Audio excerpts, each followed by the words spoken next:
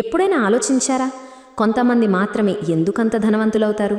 మరి చాలామంది జీవితాంతం ఎందుకు కష్టపడుతూనే ఉండిపోతారు? దీనికి సమాధానం మనకు స్కూళ్లలో ఎప్పుడూ చెప్పని కొన్ని డబ్బు నియమాల్లో దాగి ఉంది.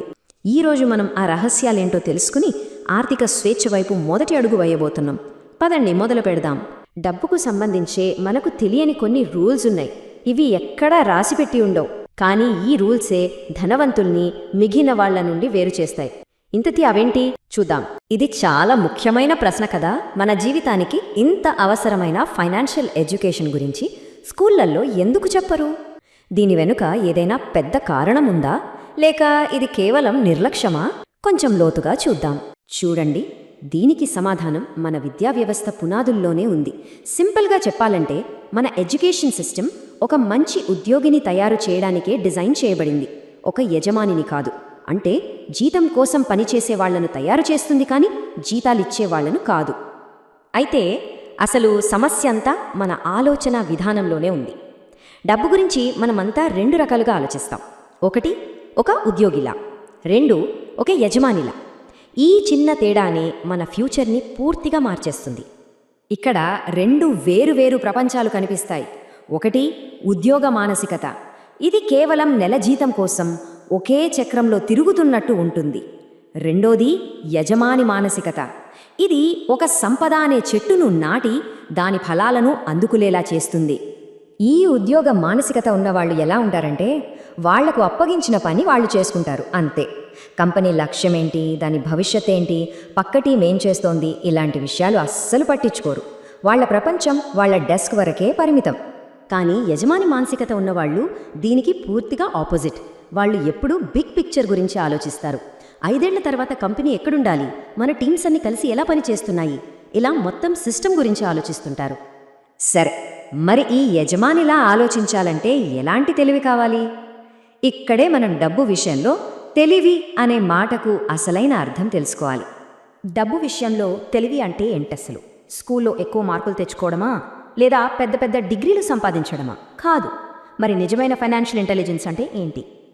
అసలైన ఫైనాన్షియల్ ఇంటెలిజెన్స్ అంటే ఆర్థికంగా రిస్క్ ఎదురైనప్పుడు, నష్టాలొచ్చినప్పుడు దాన్ని ఎంత ధైర్యంగా, ఎంత తెలివిగా ఎదుర్కోగలరు అన్నదే. డబ్బు సంపాదించడం ఒక ఎత్తు అయితే, దాన్ని కాపాడుకోవడం, నష్టాలొచ్చినా తట్టుకొని నిలబడడం, అదనమాట అసలైన తెలివి.